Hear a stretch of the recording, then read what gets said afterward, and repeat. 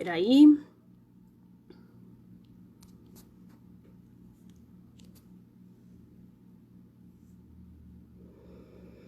Hola Jimena, ahí va entrando gente nuevamente.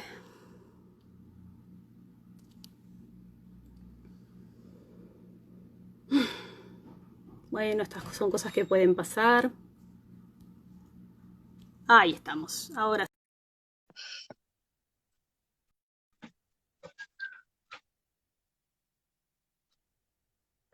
Ahí está Horacio.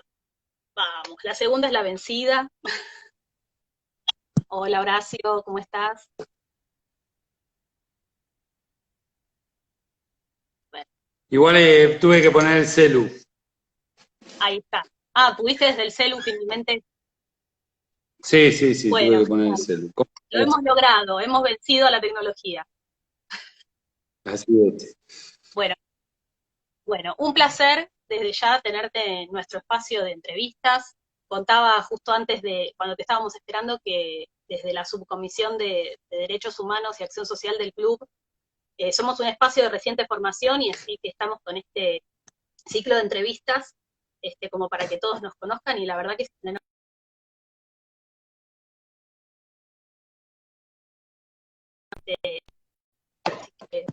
mil gracias. No, de nada. Bueno, nosotros siempre arrancamos y nosotras siempre arrancamos con una pregunta que es ¿cómo es y cómo fue tu relación con el juego y el deporte? Bueno, el deporte en general. Pero bueno, yo tengo casi 2 metros, ¿viste? Soy una persona muy alta y bueno, fui condenado a jugar al básquet, ¿no? Por la altura. Y bueno, deporte de practicar, bueno, sí, hice básquet semiprofesionalmente porque llegué a estar federado, llegué a jugar en primera.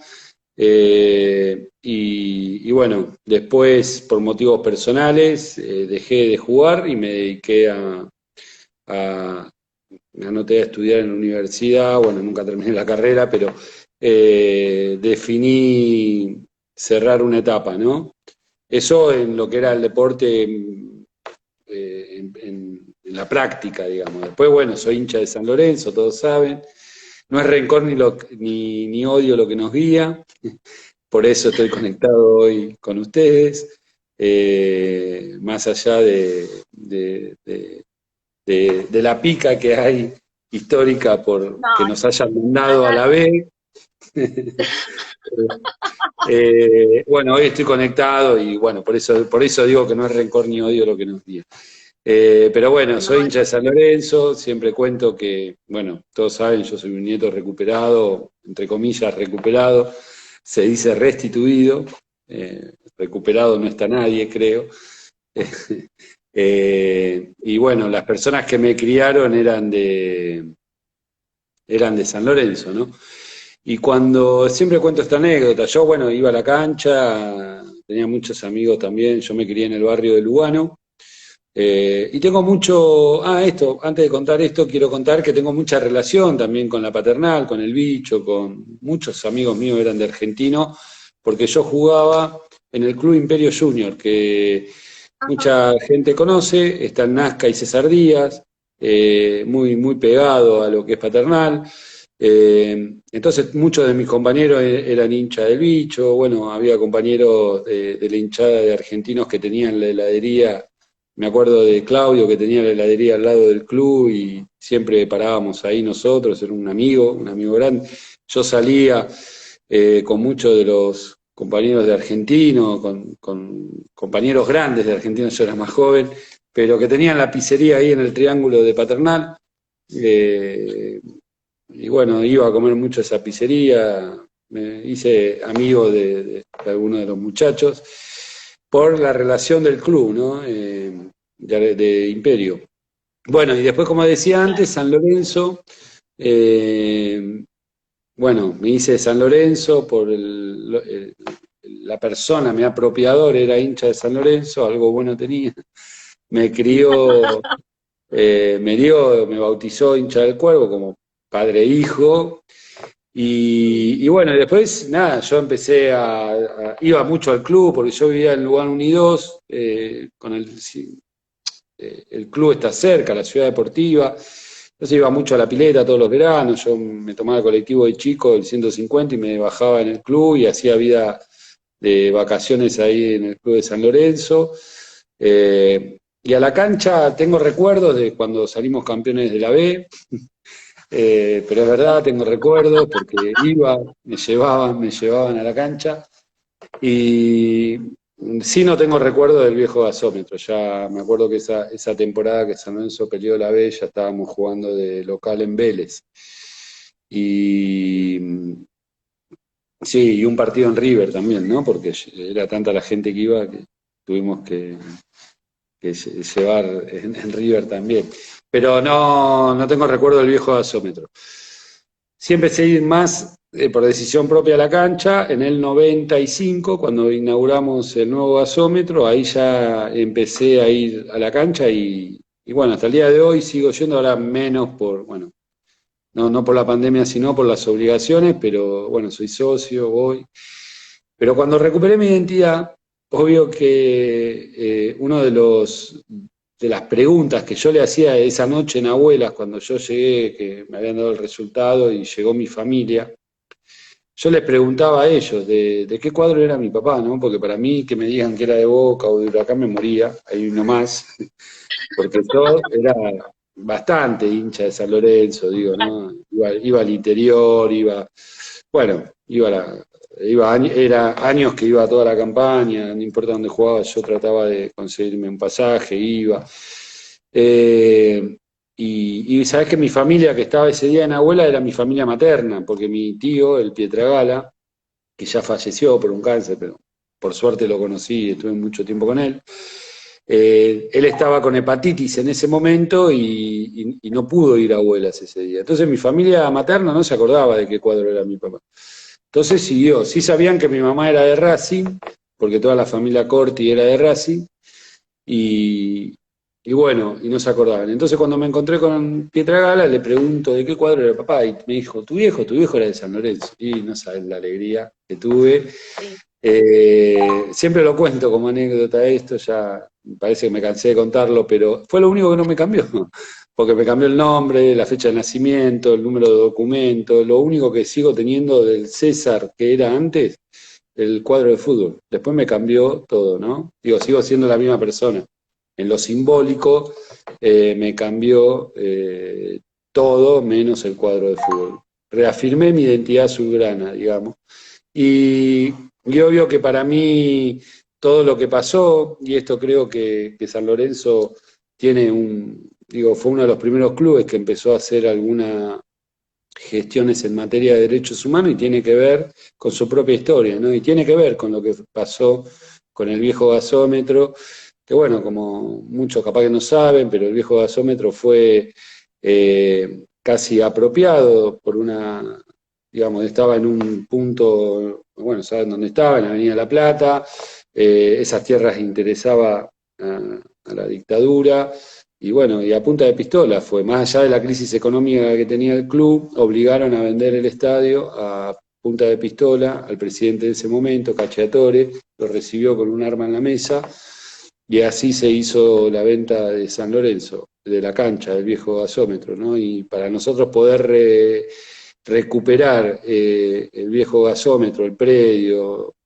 digo, fue en eso creo que San Lorenzo, perdón, pero tiene un mérito de que cuando estaba Mieles, el primer balazo de goma que me como es cuando quisieron privatizar San Lorenzo, cuando estaba Mieles de presidente en los 90, cuando querían gerenciar el club y la gente no lo permitió. Y estuvimos en esas protestas. Y después, bueno, la misma construcción de la cancha, el esfuerzo que poder conseguir, digo, el socio tuvo un rol fundamental.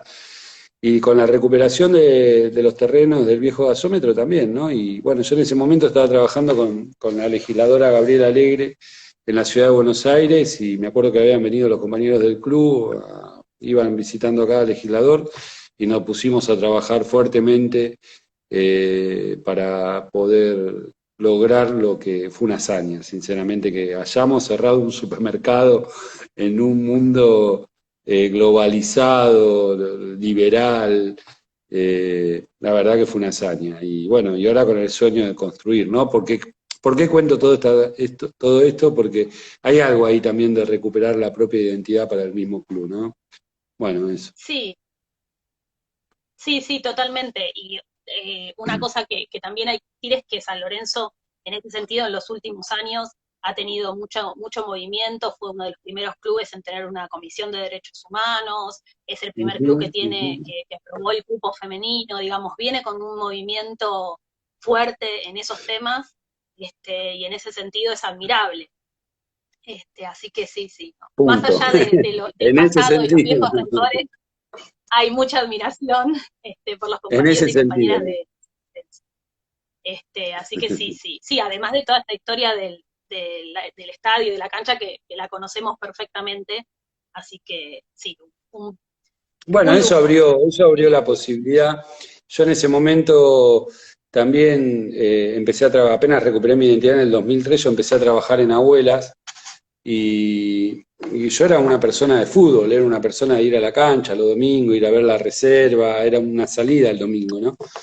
Y yo decía, si yo estaba en una tribuna, ¿por qué otros nietos no los buscamos en la tribuna también? Hicimos una campaña muy linda, me acuerdo, que era entrar con las banderas de abuelas, que decían, no, si tenés duda de tu identidad, comunicate con las abuelas, pasábamos antes de los partidos, y San Lorenzo en ese sentido nos abrió la puerta, obvio que tenían mucha gente que conocía, pero la verdad que la mayoría de los clubes se coparon, y bueno, también Argentinos Junior tiene su historia, ¿no? Con los Sí, derechos humanos, paternal, y conozco a muchos compañeros de hijos que están ahí.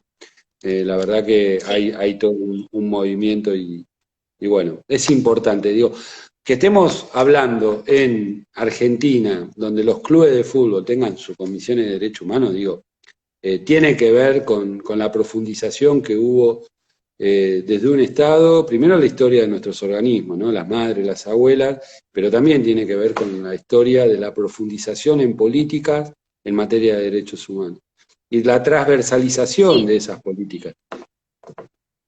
Sí, y entender también esto que vos decías recién, ¿no? Que la identidad en un país además como la Argentina está atravesada por el fútbol y los clubes son eso, ¿no? Yo siempre, no nos cansamos de decir que los desaparecidos de Argentinos Junior también son parte de la historia del club, ¿no?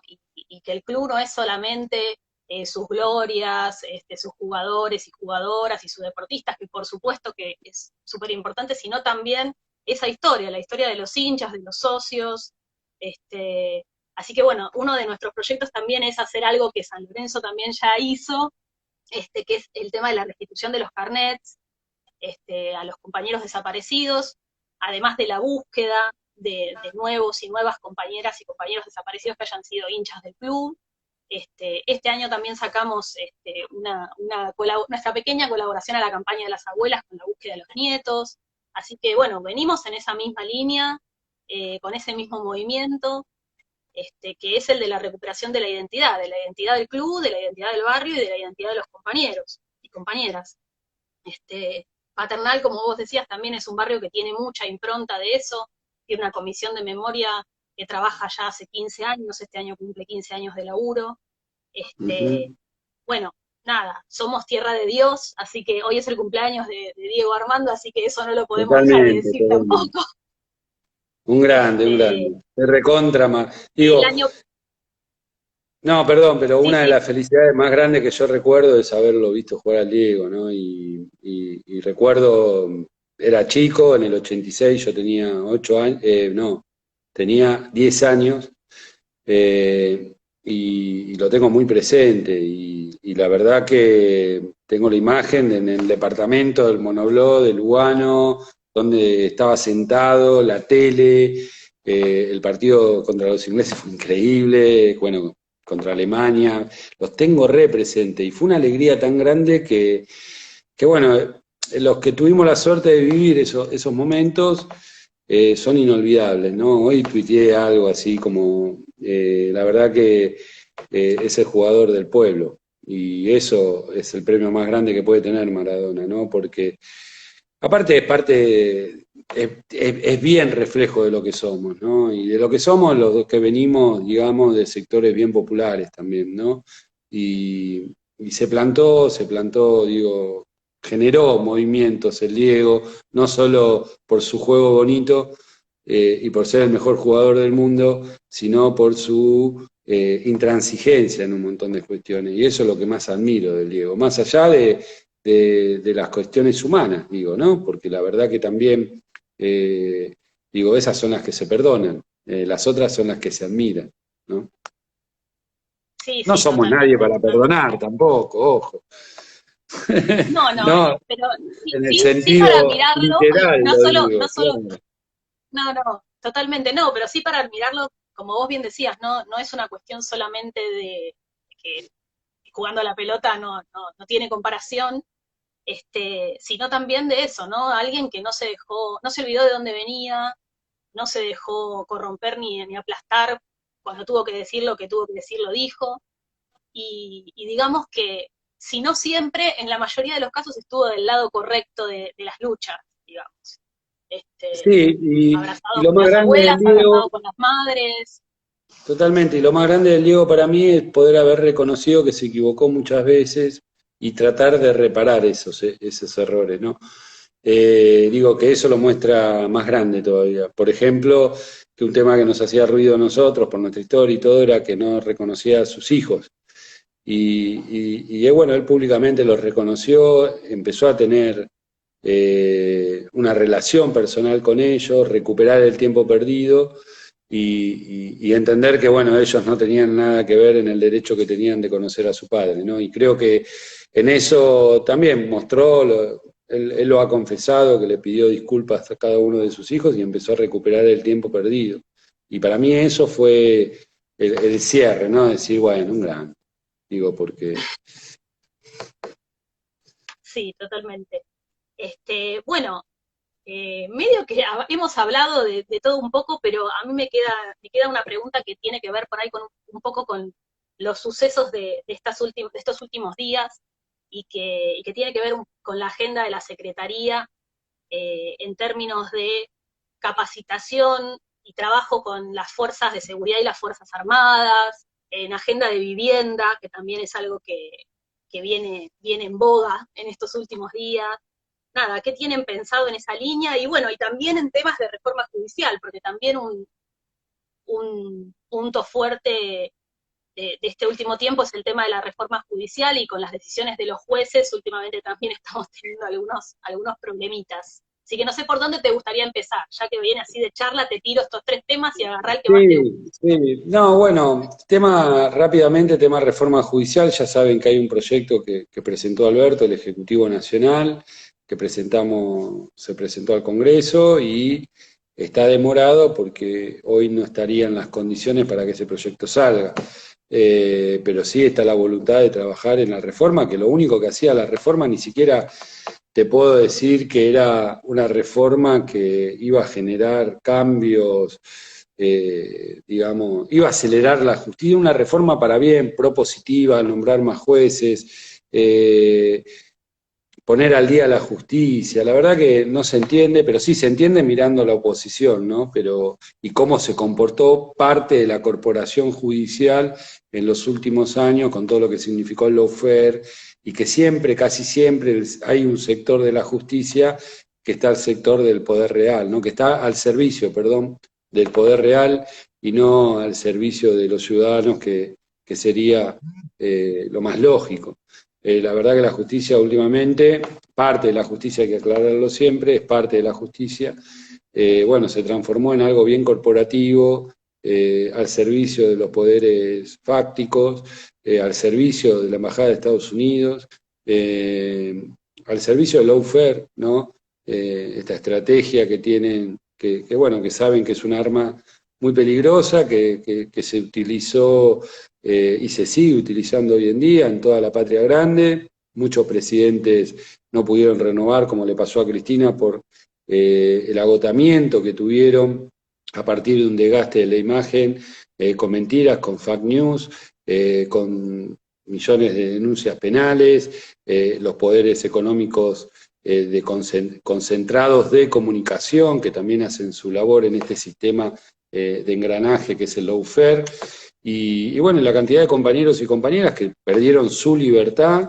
y que todavía hay muchos que no han recuperado su libertad y somos gobierno nosotros. Esto también demuestra, primero, que tenemos respeto de las instituciones y segundo, que el poder real es otro, ¿no? Esto que creen que uno llega a la presidencia y puede... No es así. La verdad que todo se construye, a nosotros nos cuesta mucho más todo, ellos vienen, dejan un país pata para arriba y parece que no pasó nada en la República Argentina, ¿no? Y ya salen de vuelta a hablar y dan recomendaciones económicas, y esto tiene que ver con eso, con la cobertura mediática de los poderes hegemónicos de comunicación que tienen sobre los sectores los sectores políticos que responden a las corporaciones económicas, ¿no? Digo, la que más sufrió estos ataques es nuestra conductora, Cristina Fernández de Kirchner. Alberto ahora como presidente del Frente de Todos está recibiendo el hostigamiento también porque no responde a los intereses que quieren que respondan rápidamente. Y bueno, y cada funcionario que tenemos alguna intención de mostrar alguna enemistad con algunos sectores de los que ellos llaman propios, y sufrimos consecuencias, ¿no? Digo, por eso hoy tenemos responsabilidades, somos compañeros militantes, tenemos responsabilidades, pero sabemos que ellos están todo el tiempo. A mí hicieron una denuncia por enriquecimiento ilícito, y lo único, pero lo pongo no para hacerme víctima, digo, lo pongo de ejemplo. Le hicieron denuncia de enriquecimiento ilícito a todo el mundo, ¿no? Eso está claro. Pero imagínate que yo en el 2018 vendí mi casa de Mataderos, una casa que compré, la vendí y me compré con eso una casa en Ezeiza, que obvio vale más barata que en Capital, y un departamento en Capital, pero vendí una casa y me dividí en eso. Pero ¿qué pasa? La evaluación hace 11 años de mi casa era mucho menor a cuando la vendí, que se reactualizaron la evaluación fiscal. Esto lo puede, cualquiera persona que hace un movimiento inmobiliario sabe que esto es así. Y obvio que crece el patrimonio por la revaluación fiscal, pero ni siquiera eso refleja el verdadero valor de venta y compra de la casa. Pero no importa. ¿Qué te sacan en una tapa de diario? El patrimonio del secretario de Derecho Humano creció un 2000%. Obvio que es para mellar, obvio que es para ponernos en un lugar de corruptos, del que está en para desalentar la participación política, ¿no? Más allá de los ataques personales a cualquier dirigente, digo. Creo que siempre buscan eso con los sectores que representan al sector popular, porque quieren que los sectores que nos acompañan nos dejen de acompañar, y hicieron un desastre en nuestro país en los últimos 4 años, ¿no? Nos endeudamos como nunca, bueno, todo está roto, digo, la Secretaría de Derechos Humanos yo la agarré partida, no solo en política, sino que ni siquiera 14 camionetas del INAI abandonadas acá, ni siquiera ponían plata para hacer cambio de aceite. Todo un desastre. Así agarramos el Estado. Vienen, saquean el Estado, se van y después siguen, ¿no? Hablando como si fueran y los negociados con los privados que hacen, ¿no? Bueno, la verdad que es un gran debate. El cambio de la reforma judicial es necesario, pero bueno, está muy complejo, porque hasta que no consolidemos un poder de mayorías absoluto, digamos, de mayorías cuesta construir esto, ¿no? Y hasta que no lo podamos consolidar, va a costar poder hacer cambios institucionales importantes. Es lamentable, pero digo, son las herramientas de juego, y bueno, sabemos que nos va a costar mucho. Y bueno, y volviendo un poquito a lo que pasó tal vez con el desalojo de ayer, bueno, la verdad que por suerte, yo en esto doy fe. También se me filtró un audio que yo le grabé a un grupo de organismos, y hay un audio que se filtró donde yo digo troscos. No era un audio que yo iba a hacer público, al contrario, era un audio para privados, y bueno, y me empezaron a pegar por eso, porque la verdad que tuvo una posición bastante intransigente cierto sector de la izquierda, ¿no? Con las negociaciones que se venían haciendo.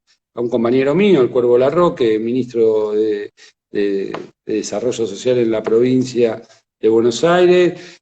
Hacía más de 2 meses que estaban trabajando directamente con todos los funcionarios. Estaba el secretario de Derechos Humanos de la provincia, que es un hermano gitano, Matías Moreno, que es de Hijos, La Plata.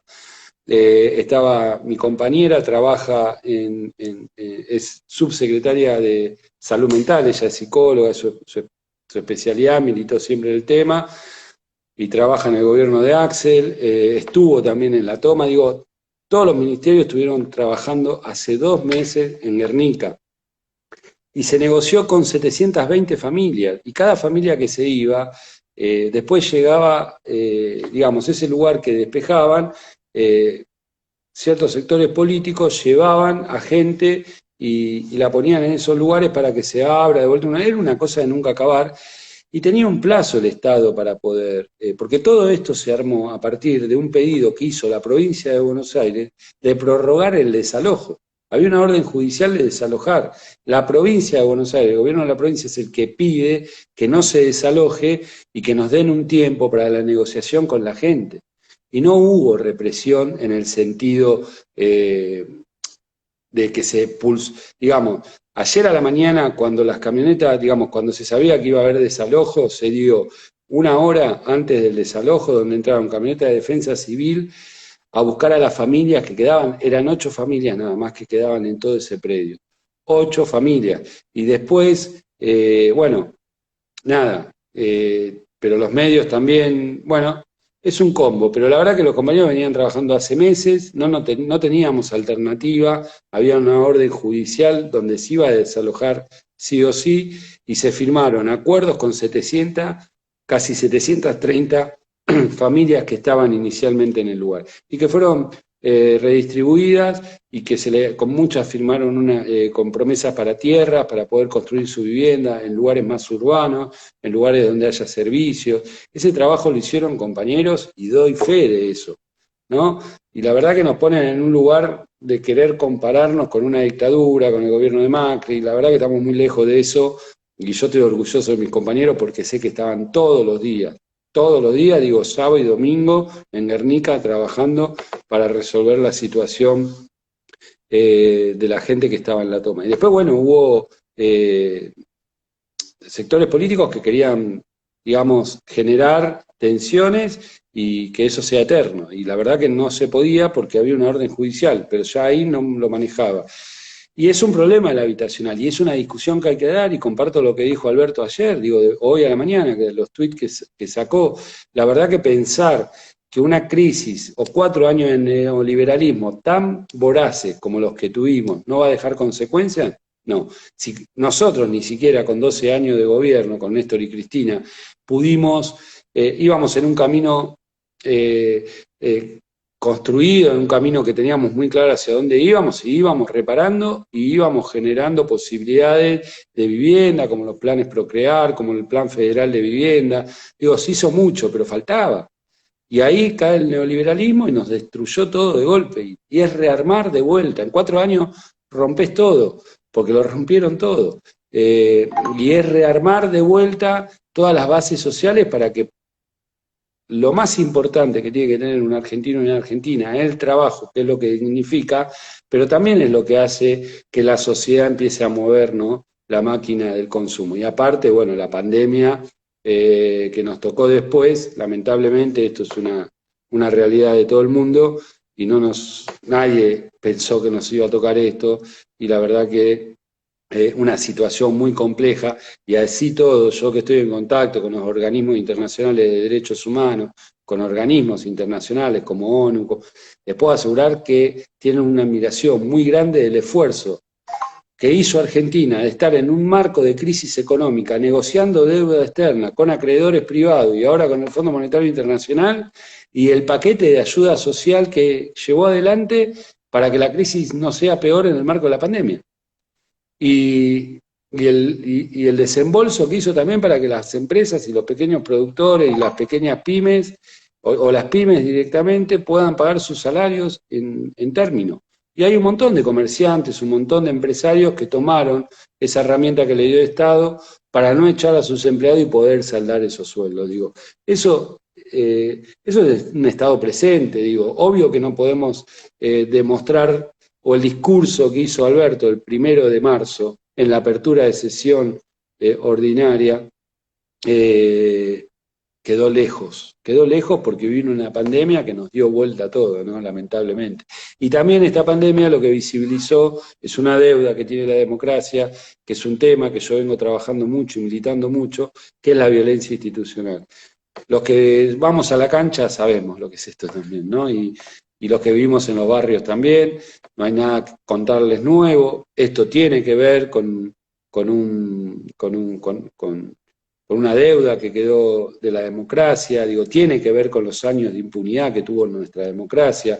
La dictadura militar llevó adelante violaciones de derechos humanos muy claras, y su brazo ejecutor siempre fueron las fuerzas de seguridad, y no fueron sancionadas post-dictadura, no hubo impunidad en este país.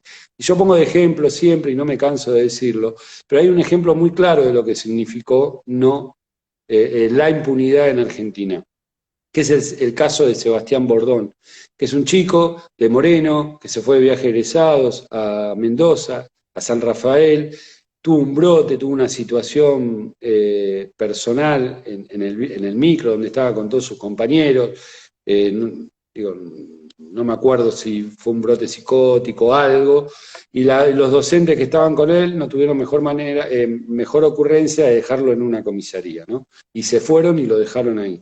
Sebastián Bordón desapareció, lo buscó la familia, los vecinos de Moreno viajaron al cañón del Atuel, donde lo buscaron y lo encontraron en el fondo del cañón, donde habían arrejado el cuerpo para simular que él se había suicidado. Se comprobó que el comisario de esa comisaría Trentino lo había tenido en cautiverio, sin agua, sin alimento, tortura, y que después perdió la vida Sebastián, un caso muy emblemático de violencia institucional, y fue condenado por eso Trentino. Pero paradójicamente Trentino, después de recibir esa condena, después de 2, 3 años de recibir la condena por el asesinato de Sebastián Bordón, recibe una condena por delitos de lesa humanidad, porque él había sido uno de los torturadores de esa dictadura. Entonces, si Trentino hubiera sido juzgado y no hubiera habido impunidad en este país, Sebastián Bordón hoy estaría con nosotros, y con su mamá Miriam Medina, que es una gran militante en los casos de violencia institucional, ¿no? Creo que esto nos demuestra que el caso hay que abordarlo. Como dije antes, en la época del macrismo se agudizó, todos sabemos, la doctrina Chocobar, lo que significó, se agudizaron los casos de violencia institucional. La habilitación política es lo peor que puede pasar en esto, y nosotros veníamos denunciándolo, pero veníamos trabajando también estos temas cuando éramos gobierno. Yo era diputado nacional, y lo veníamos trabajando también los casos de violencia institucional. Entonces, tuvimos una agudización, hubo un cambio de gobierno, no llegamos a mostrar el mensaje hacia adentro de las fuerzas también, de que había un gobierno distinto y que ya no iba a apañar las violaciones de derechos humanos, está claro, y tuvimos la pandemia, donde había que tener un control social. Y eso fue un combo explosivo. Lamentable, tuvimos casos muy graves, donde la Secretaría de Derechos Humanos tuvo... desde el primer momento que nos llegaba la denuncia, tuvimos intervención clara con nuestros abogados, acompañando a la familia, acompañando a las víctimas, acompañando a los abogados querellantes, pero jamás vamos a estar del lado del miembro de la fuerza que viole los derechos humanos.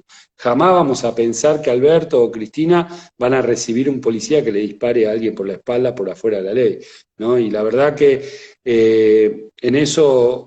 Bueno, está claro que esto tiene que ser transversal, y nos llamó la atención también la posición que tomó la oposición en el Congreso, donde se daban como cuenta recién ahora que la violencia institucional existía, ¿no? Y empezaron a denunciar los casos. Bueno, hay que celebrarlo, porque la verdad si tenemos que erradicar la violencia institucional, tiene que ser un cambio transversal. Y no importa quién gobierne, ¿no? Hay que trabajar fuertemente con la formación de las fuerzas, con la profesionalización de las fuerzas, incluyendo las fuerzas en este cambio, porque la verdad que uno llega a su casa, ve un policía en la esquina, tenemos como la doble moral, y me pasa.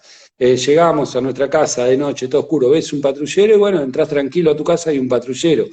Pero a la vez, si Digo, te para un policía, estás, viste, estás como, ¿por qué me para? ¿No? Hay una desconfianza ya, porque bueno, es como es la fama que se ganó la policía.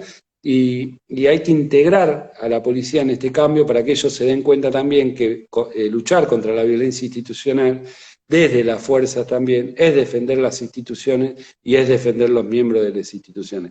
Y acá necesitamos el compromiso de todos, sector político, sector judicial, sector legislativo claramente y parte de la sociedad que denuncie estos casos y avance. Nosotros estamos trabajando en la formación con el Ministerio de Seguridad de Nación, ya estamos formando fuerzas de seguridad de 3 provincias. La idea es poder llevar adelante la formación de las fuerzas en todo el país. Hay que cambiar la escuela, hay que cambiar la cabeza. Los dirigentes políticos también tienen que cambiar un poco la cabeza en esto, los gobernadores, intendentes. No hay que tener miedo, hay que, digamos, hay que entender que en estos momentos políticos no podemos permitirnos casos de violaciones de derechos humanos. Argentina tiene varias condenas internacionales por estos casos y tenemos que erradicar esta problemática. No podemos mirar solamente las políticas de memoria, verdad y justicia y que hoy se sigue violando los derechos humanos en manos de las fuerzas de seguridad. Sí, un poco la preocupación y la pregunta venía por justamente, no sé si hay una sola solución, definitivamente que no es una sola y es multicausal y es transversal, como vos bien decías, pero esta cuestión, ¿no? De darle una continuidad a esto para de verdad, digamos, tener unas fuerzas de seguridad y fuerzas armadas puramente democráticas, ¿no? Que no sea que están como, entre comillas lo digo, agazapadas esperando a tener la veña del poder político y entonces en cuanto me compran una Taser, soy listo, ya está, tengo vía libre, digamos. ¿Cómo trabajar eso en términos estructurales y de verdad poder como garantizar que sea quien sea el gobierno, eh, esto tenga una continuidad, ¿no? ¿Cómo trabajar eso? Es realmente una pregunta que no sé si vos tenés la respuesta, Sí, yo no la tengo, no, digamos, sí, pero sí. me parece que... No, a ver, se trabaja primero, nosotros trabajamos en una ley, en un proyecto de ley que lo tiene el Congreso, todavía no ingresó porque se estaba buscando el consenso de los sectores de la oposición, ya que están tan sensibilizados con el tema, la idea es poder avanzar en un proyecto de ley en este sentido, que genere las herramientas al Poder Ejecutivo para trabajar más libremente y en una mirada bien federal de la problemática, ¿no? Que toca varios aspectos. El Estado presente es importantísimo. Lo que no puede pasar es que no haya sanción ante la llegada de un caso, digamos. Y tiene que ser, la primera sanción tiene que ser política.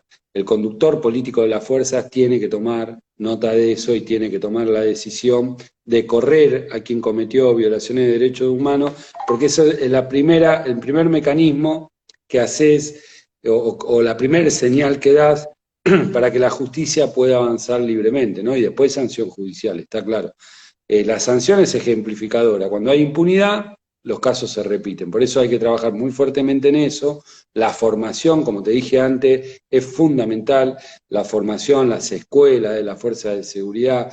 No puede pasar que haya personas que estén armadas y la única instrucción que recibieron fueron 6 meses.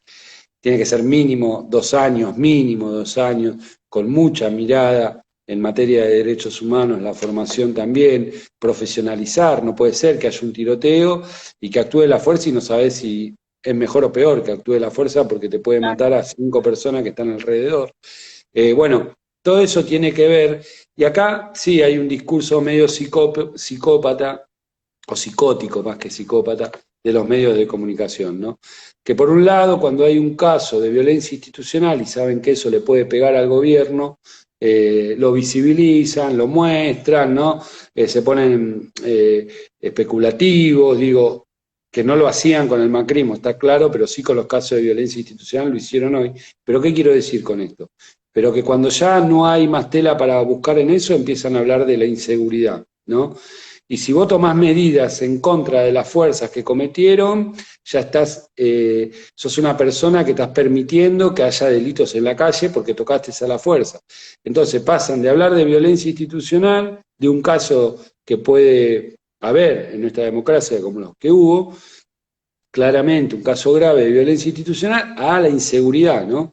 Entonces, si vos tomás decisiones drásticas con la violencia institucional, automáticamente te ponen de que vos sos mano blanda, que en realidad para trabajar la inseguridad tenemos que ser más mano dura, ¿no? Y te ponen 4 casos que pasen en los últimos 4 días y te empiezan a mellar con la inseguridad. Y obvio que tiene un costo político eso. La inseguridad es el terror que tiene la sociedad de sufrir una inseguridad, eso está claro. Y cuando los medios hegemónicos actúan sobre esto, están buscando también una terminal funcional a sus candidatos, que son los candidatos que ya sabemos cuáles son, los que tuvieron los 4 años anteriores, donde se ponen en mano dura, donde le dan todo el poder a la fuerza de seguridad, para que haya también un control ciudadano más allá de las situaciones de seguridad en la calle.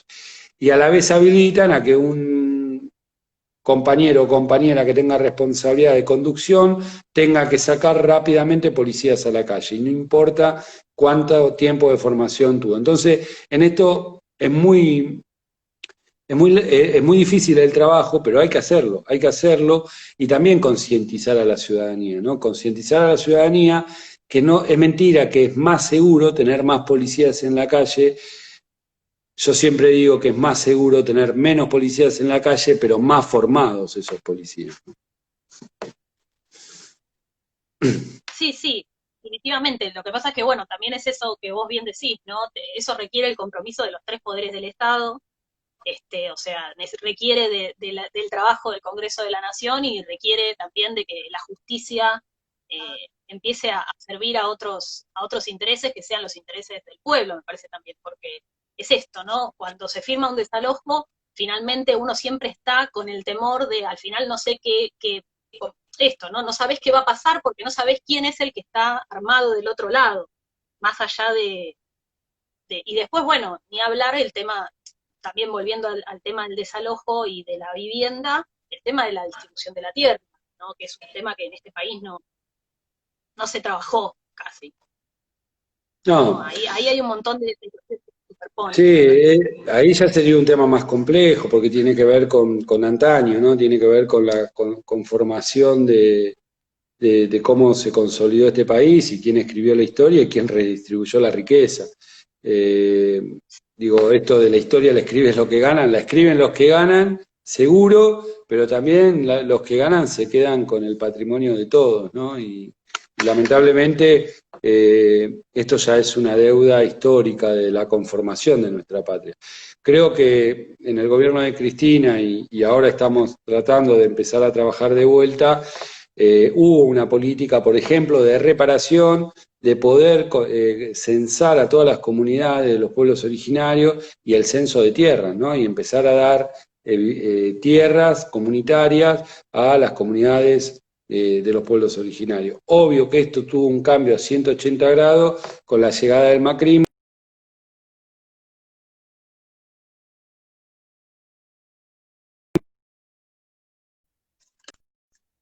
A tierras que son de todos, pero sí persiguen y endemonizan, digamos, a los pueblos originarios, ¿no? Fue lo que intentaron, fue lo que pasó cuando Santiago Maldonado perdió su vida, fue lo que pasó cuando Rafael Nahuel perdió su vida también, ¿no? Empezar a buscar enemigos del occidentalismo en los pueblos originarios, que la verdad tenemos una deuda ancestral con ellos, ¿no? Y bueno, y es este choque de intereses, ¿no? Que viene de la mano con lo que te decía antes.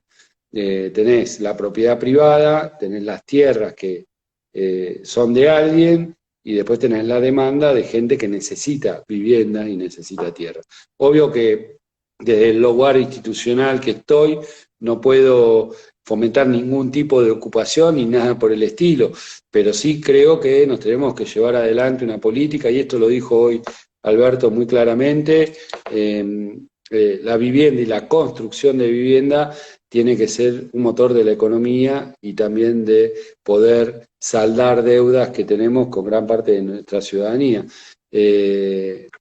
Bueno, Alberto, si lo ven, está inaugurando Casas del Procrear.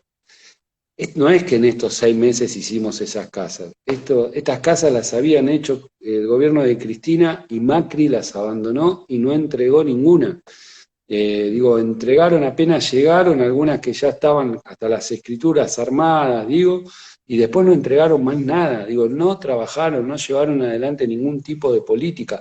Y obvio que 4 años en un marco de crisis y en un marco, como decía antes, de COVID, estas cosas se agudizan, ¿no? Cuando el Estado está ausente en cosas tan estructurales como la vivienda, la tierra, y se generan un problema. Pero bueno, tenemos la esperanza de poder dar vuelta a esto muy, muy costosamente, porque estamos en un marco de crisis económica, pero entendemos que la vivienda es una herramienta que el peronismo, que nuestro proyecto político lo puso en sus bases de los proyectos, de la propaganda de campaña, porque bueno, sabemos que es un derecho y es una falta, y es una ausencia y una deuda que tiene el Estado, ¿no?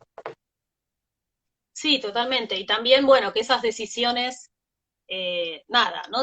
Me parece a mí, ¿no? Que esas políticas y el avance de esas políticas, hacer como una especie de cerrojo sobre eso y que no dependan de que necesariamente de quién esté al frente de la Casa Rosada, ¿no? Que eso es lo más difícil, me parece. Y Que haya cierto. lamentablemente, y sí, capaz que son pocos igual los países, viste que siempre uno dice, bueno, los países tienen como, sí, hay consensos de gestión, ¿no?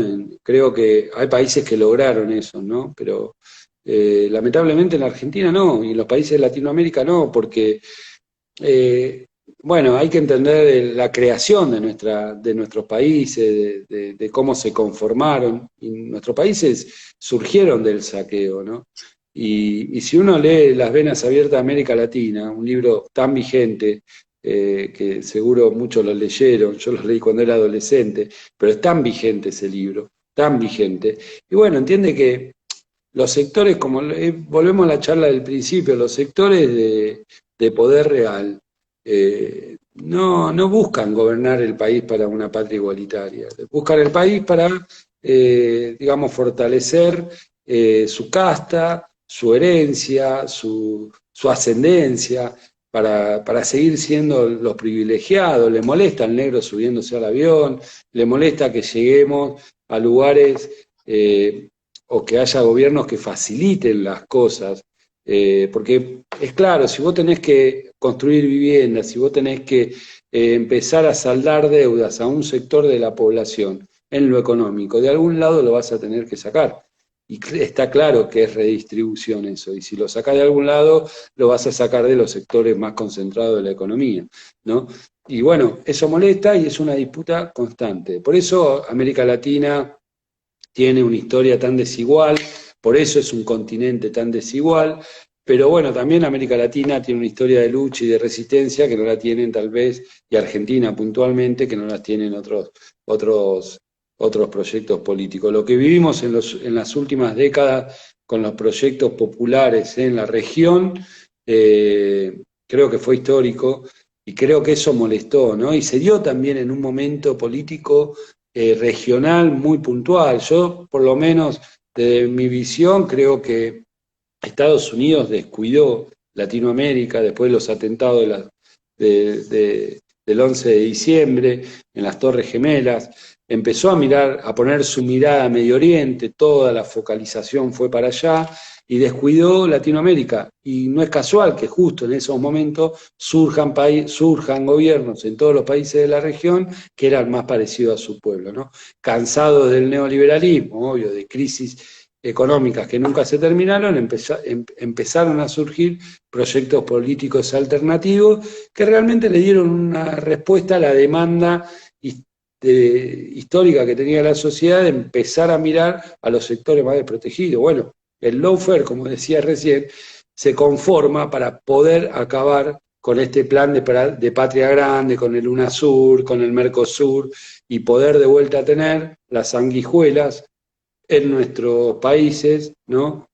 Las garras de los países del norte, pero también con complicidad de los sectores concentrados de poder de la economía, ¿no?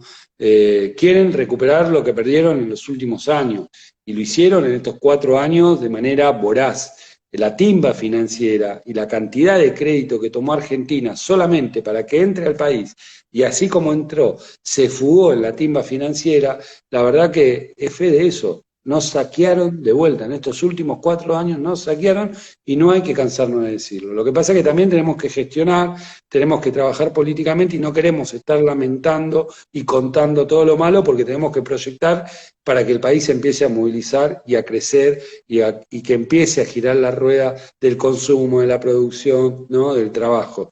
Pero lamentablemente no va a haber consensos históricos, digamos, ¿no? Ojalá uno le encantaría que venga una derecha moderada, que piense que, bueno, hay ciertos puntos de consenso, que no importa quién gobierne, vamos a avanzar. Pero lamentablemente sabemos que la derecha, la derecha argentina, la ultraderecha argentina, quienes llevan adelante estos planes neoliberales, se mueren y se pillan por ir los aniversarios de la independencia de Estados Unidos, más que hacer un acto en la independencia argentina en la Plaza de Mayo. Y se mueren por pisar esos lugares y se mueren porque sean acariciados, la verdad. Bueno, es una disputa histórica. Si uno lee Rosas, va a encontrar mucho en este sentido. Si lee Belgranos, bueno, San Martín, Moreno. Sí, Moreno. Sí. Muchos próceres ya lo veían esto de un cierto sector de la sociedad, la oligarquía, ¿no? Bueno, lamentablemente, ojalá fuera así, ¿no? Que podamos pensar en 7 políticas que sean transversales y no importa quién gobierne, pero vuelvo a lo mismo, para poder avanzar en la reparación de deudas económicas, de deudas sociales, vos tenés que redistribuir. Y ahí es cuando se alarman, ¿no? Cuando vos querés tocar Sí. algo de tus intereses. Bueno, me quedan 3 preguntas que ya sé que no me van a Dale, entrar las 3, así que voy a trato de ser tratar breve. de, bueno, primero, una de las grandes deudas pendientes del proceso de justicia en la Argentina en términos de lesa humanidad, que es la responsabilidad civil. ¿Cómo vienen pensando trabajar eso? Chan, te tiré una repregunta. Sí, tirame las 3 y ya si querés Bueno, y tirarme las 3. después, ¿cómo piensan, pero es otra que no tiene nada que ver, que es el tema de cómo piensan aplicar y cómo están empezando a implementar el cupo travesti trans, que es algo que salió este año también en la Secretaría. Y la última es, ¿cuáles son tus nunca más? Uh, Mis nunca más. Bueno, esa capaz que. Bueno, responsabilidad civil, sí, la verdad que nosotros siempre decimos que fue un golpe eclesiástico, un golpe militar, eclesiástico y civil, ¿no? Hubo una pata civil responsable, tanto civil en lo económico, pero también civil en la desaparición, secuestro y tortura de compañeras y compañeras. Argentina ha juzgado civiles, esto es un ejemplo único en el mundo. Nosotros llegamos el 10 de octubre, el 27 de octubre, el martes pasado, aniversario de los 10 años de Néstor, llegamos a los 1.003 condenados por delitos de lesa humanidad. Y la verdad que entre esos 1.003 condenados, hay muchos que fueron condenados por responsabilidad civil económica. Se me viene ahora la causa Ford, por ejemplo, ¿no? En la causa Ford fueron condenados por delitos de lesa humanidad los gerentes de la empresa que habían sido, y después, bueno, disputa. La Corte Suprema está sentada sobre la causa Blaquer, por ejemplo, ¿no? Que fue la noche del apagón, que todos sabemos que la responsabilidad del ingenio de los dueños, de Pedro Blaquier, y que tiene responsabilidad también por el poder que tiene Pedro Blaquier en que Milagro Sala siga detenida hoy en el feudo de Jujuy, ¿no? Porque la verdad que no hay garantías y no hubo garantías, pero bueno, esto lo tiene que determinar la justicia también. Está en la Corte Suprema la causa de Milagro, la de Pedro Blaquier. Tenemos que seguir exigiendo, y nosotros obvio que vamos a seguir querellando contra las causas de responsabilidad civil. Ya son varias querellas que presentamos y bueno, tengo entendido que la bicameral también del Congreso Nacional, por orden de la presidenta del Senado, Cristina Fernández de Kirchner, que es la bicameral de delitos económicos en la dictadura, también empezó a moverse y empezó a funcionar. Obvio que todo esto en el marco del COVID, digamos, no se ve, pero estamos en esa vía, ¿no? Las causas de responsabilidad civil. Toda causa que tenga responsabilidad con la dictadura, y en esto hay que hacer un trabajo con las empresas que los gerentes de ahora no tienen nada que ver y no tienen por qué hacerse cargo de los gerentes que entregaron compañeros trabajadores organizados en la época de la dictadura, por ejemplo, ¿no? Así que, y quienes fueron, bueno, responsables de la dictadura como grupo de tareas, como personas que eran paramilitares, bueno, tienen que ser condenados y todo lo que haya pata civil y económica de la dictadura, la Secretaría se va a presentar como querellante. En el cupo trans, bueno, es algo que yo puntualmente vengo trabajando fuertemente para que se cumpla. Lamentablemente nos agarró el COVID, acá nos separaron todo el tipo de contrataciones, todo tipo de bueno, pero bueno, yo vengo de ser funcionario 2 años en la provincia de Santa Cruz, antes de volver a ser diputado en los últimos 2 años. Yo en la provincia de Santa Cruz tenía mis compañeras trans que estaban contratadas, sabíamos la importancia de lo que es poder integrar, y yo creo que esto hay que ampliarlo en algún momento con migrantes, con afros, con personas que son estigmatizadas por parte de la sociedad y tienen que tener su derecho y su cupo laboral, ya es por ley, así que lo vamos a cumplir y claramente lo vamos a tener en la Secretaría, ¿no? Ya tenemos compañeras trans trabajando en la Secretaría, que estaban de antes, pero tenemos que completar el cupo trans. Y después, bueno, mis nunca más. Eh, no sé, digo, el ser humano individualmente, a ver, pero a ver, explícamelo un poquito más la pregunta esa, el nunca más como más Sí, ¿qué macro, son ¿no? las cosas que para Individualmente. Horacio Pietragala no tendrían que suceder nunca más, en términos Ah, sociales, digamos, en sentido totalmente. del mismo nunca más que plantea la CONADEP, digamos? Claro, sí, para mí, muy claro.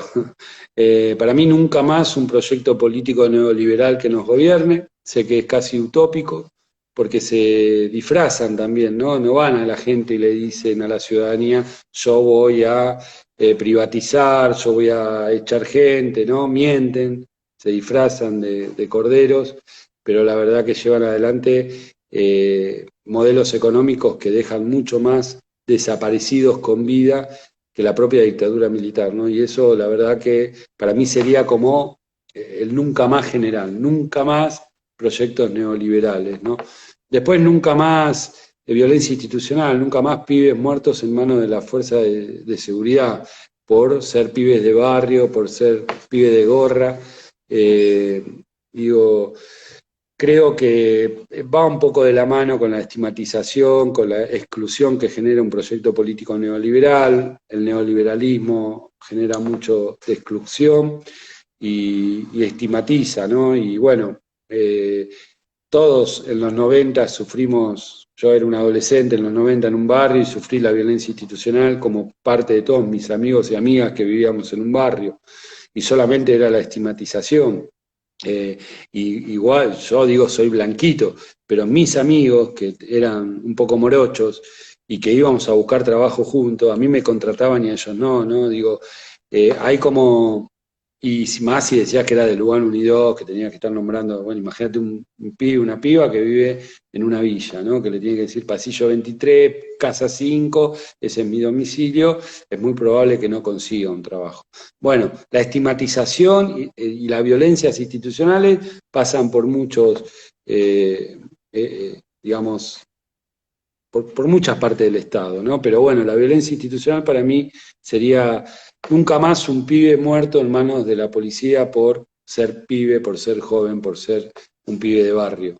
Y bueno, y el tercer nunca más sería nunca más un golpe de Estado en, digo, con las nuevas formas y con las anteriores, ¿no? Pero nunca más un país en Latinoamérica sin una democracia consolidada. Lo que pasó en Bolivia y lo que pasó en Brasil mismo, ¿no? Con lo que fue el lawfare contra Lula, contra Dilma. Digo, lo que pasó con Cristina también, la estigmatización, el lawfare. Yo diría que nunca más democracias que sean eh, condicionadas por los poderes fácticos concentrados de la economía, ¿no? Digo, nunca más golpes, nunca más lawfare, nunca más estigmatizaciones por fake news, por causas armadas, ¿no? Bueno, muchas gracias, clarísimo. No, un placer, Nada, de verdad. estás comprometido para cuando salgamos de la pandemia a venir al club, Perfecto, hacer me alguna encantaría. actividad. Quiero ver gente Quedaron un como montón de todos, cosas, sabemos, ¿eh? quiero ver No te gente escuché como lo todos, último. que queremos ver Claro, gente como sí, todos, digo, estamos, la pantalla basta.